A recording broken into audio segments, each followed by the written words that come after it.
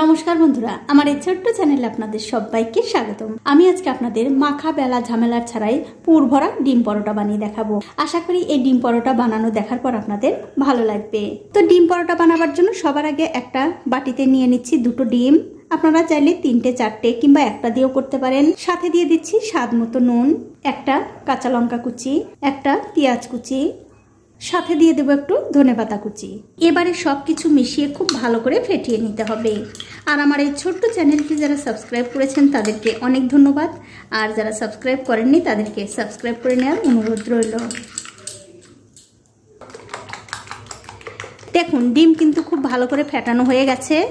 এখন একটা পাত্রে নিয়ে নিচ্ছি 2 বাটি ময়দা, স্বাদ মতো নুন, তারপর এর মধ্যে অল্প অল্প করে জল দিয়ে খুব সুন্দর একটা ব্যাটার তৈরি করে নিতে হবে। তবে বন্ধুরা, ব্যাটারটা তৈরি করার সময় একবারে খুব একটা বেশি জল দেবেন না, তাহলে কিন্তু জলটা বেশি পড়ে গিয়ে এই ব্যাটারটা পাতলা হয়ে যেতে পারে। সেক্ষেত্রে কিন্তু এই পরোটাগুলো ভালো হবে না। তার জন্যই অল্প অল্প করে জল দিয়ে খুব সুন্দর একটা ব্যাটার তৈরি করে নিতে হবে। আর আমার এই রেসিপিটা যে সকল বন্ধুরা ফেসবুক থেকে দেখছেন তাদের কাছে আমার একটাই অনুরোধ, অবশ্যই আমার এই পেজটিকে ফলো করে দেবেন। তাহলে যখনই আমি নতুন কোনো ভিডিও নিয়ে আসব সবার আগে কিন্তু আপনি দেখতে পাবেন। দেখুন অল্প অল্প করে জল দিয়ে খুব সুন্দর একটা ব্যাটার কিন্তু আমি তৈরি করে নিয়েছি। এখন আপনাদের একটু দেখিয়েও দিচ্ছি এই ব্যাটারটা কিভাবে তৈরি করতে হবে। দেখুন ঠিক এরকম করে, একদম পাতলাও না আবার একদম ঘনও না, এরকম মিডিয়াম ঘনত্বের একটা ব্যাটার আমাদের তৈরি করে নিতে হবে। এটা কিন্তু হয়ে গেছে। এবার একটা ঢাকা দিয়ে এক পাশে রেখে দিচ্ছি। এখন একটা কড়াইতে দিয়ে দিচ্ছি একটু সাদা তেল।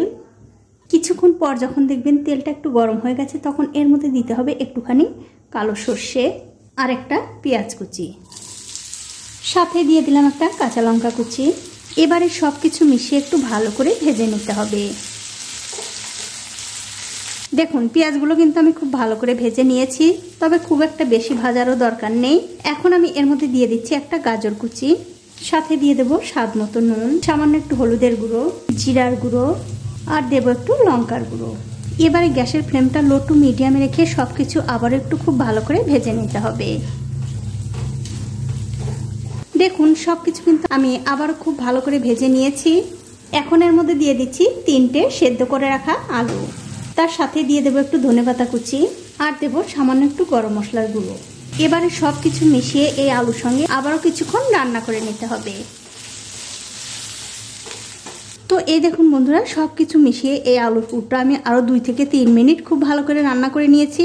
দেখতেই পাচ্ছেন আলুর পুরটা কিন্তু হয়ে গেছে। এখন আমি গ্যাসের ফ্লেমটা বন্ধ করে দিয়ে এই আলুর পুরটা আমি অন্য একটা প্লেটে তুলে নেব। এখন দেখতে পাচ্ছেন একটা তাওয়া গরম করতে দিয়েছি। তাওয়াটা যখন একটু ভালো করে গরম হয়ে যাবে তখন এর মধ্যে দিতে হবে একটুখানি সাদা তেল। এবারে গ্যাসের ফ্লেমটা একদম লোতে রেখে এই তেলটা খুব ভালো করে তাওয়ার মধ্যে ছড়িয়ে দিতে হবে। দেখুন তেলটা কিন্তু তার উপরে খুব ভালোভাবে ছড়িয়ে দিয়েছি। এবারে যে ব্যাটারটা আমি করে ঢেকে রেখেছিলাম তার উপর থেকে ঢাকাটা তুলে নিয়ে এই ব্যাটারটা আবার একটু ভালো করে নাড়াচাড়া করে নিতে হবে, মানে এরকম করে একটু মিশিয়ে নিতে হবে। তারপর এখান থেকে 2 হাতা ব্যাটার ঠিক তাওয়ার মাঝখানটায় দিয়ে দিতে হবে। তবে বন্ধুরা এখন কিন্তু অবশ্যই গ্যাসের ফ্লেমটা একদম লোতে থাকবে। ব্যাটারটা দিয়ে দেবার পর এই তাওয়াটা ধরে আস্তে আস্তে খুব ভালো করে ঘুরিয়ে ঘুরিয়ে ছড়িয়ে দিতে হবে, যাতে এই পরোটাটা একটু পাতলা হয়। এতে করে এই পরোটাগুলো খেতেও ভালো লাগবে আবার দেখতেও ভালো লাগবে। আপনাদের তাওয়া যদি বেশি গরম হয়ে যায় তাহলে কিন্তু আপনারা গ্যাসের ফ্লেমটা বন্ধ করে দিয়েও এই কাজটা করে নিতে পারেন। দেখুন তাওয়ার উপরে আমি এই ব্যাটারটা কিন্তু খুব ভালো করে ছড়িয়ে দিলাম। এখন আমি কিছুক্ষণ অপেক্ষা করব এর উপর দিয়ে শুকিয়ে আসার জন্য। তো এই দেখুন বন্ধু, এই পরোটার উপর দিয়ে কিন্তু খুব ভালোভাবে শুকিয়ে গেছে। এখন আমি এই পরোটাটা ধরে উল্টে দেব। উল্টে দিয়ে এদিকটাও একটু ভালো করে ভেজে নেব। তো বন্ধুরা কিছুক্ষণ পর যখন দেখবেন এই পরোটার এদিকটাও একটু ভালো করে ভাজা হতে শুরু করেছে তখন কিন্তু এই পরোটার উপরে দিয়ে দিতে হবে আগে থেকে ফেটিয়ে রাখা সেই ডিম। আর এখন কিন্তু বন্ধুরা গ্যাসের ফ্লেমটা অবশ্যই লোতে থাকবে। দেখুন ডিমটা কিন্তু ওপরে খুব ভালো করে ছড়িয়ে দিলাম। এখন আমি গ্যাসের ফ্লেমটা লো টু মিডিয়ামে করে দিয়ে এই ডিমটা একটু উল্টে দেব। তবে বন্ধুরা উল্টানোর সময় একটু সাবধানে উল্টাবেন, তার কারণ এই পরোটাগুলো কিন্তু খুবই নরম তুলতুলে থাকে, ছিঁড়েও যেতে পারে। এবারে গ্যাসের ফ্লেমটা লো টু মিডিয়ামে রেখে এর ঠিক মাঝখানটায় দিয়ে দেবো সেই আলুর পুর। আপনারা অবশ্যই একদিন হলেও এভাবে ডিম পরোটা বানিয়ে খেয়ে আমাকে কমেন্ট করে জানাতে ভুলবেন না আপনাদের কেমন লাগলো। দেখুন পুরোটা কিন্তু দিয়ে দিলাম। এবারে খুব সাবধানে এই পরোটাটা ভাঁজ করে নিতে হবে। আর এই পরোটাগুলো কিন্তু বাচ্চা থেকে বড় সবাই ভীষণ পছন্দ করবে। দেখুন এই পরোটাটা কিন্তু আমি খুব ভালো করে ভাঁজ করে নিলাম। এখন আমি এর চারদিক দিয়ে দেব সামান্য একটু করে তেল। আপনারা চাইলে তেলটা দেবেন, আবার যদি আপনাদের ইচ্ছা না হয় তেল নাও দিতে পারেন। তেলটা দিয়ে এই পরোটাটা আমি আবার উল্টে পাল্টে আরও কিছুক্ষণ ভেজে নেব।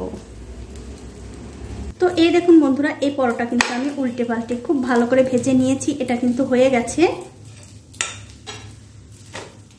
এখন এই পরোটাটা আমি তুলে নিচ্ছি।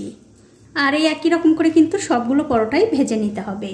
তো এই দেখুন বন্ধুরা, এক এক করে কিন্তু আমি সবগুলো পরোটাই ভেজে নিয়েছি। আর দেখতেই পাচ্ছেন পরোটাগুলো কিন্তু দেখতে কত সুন্দর হয়েছে। এগুলো দেখতেও যেমন সুন্দর, খেতেও কিন্তু বন্ধুরা অপূর্ব স্বাদ।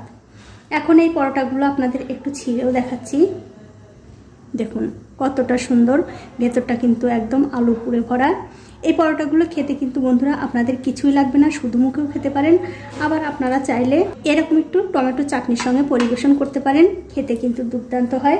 তো বন্ধুরা, আমার আজকের ডিম পরোটার রেসিপিটা আপনাদের কেমন লেগেছে? যদি ভালো লেগেই থাকে অবশ্যই একটা লাইক, কমেন্ট আর শেয়ার করতে ভুলবেন না। আজ এই পর্যন্তই, দেখা হবে অন্য কোনো নতুন ভিডিও নিয়ে।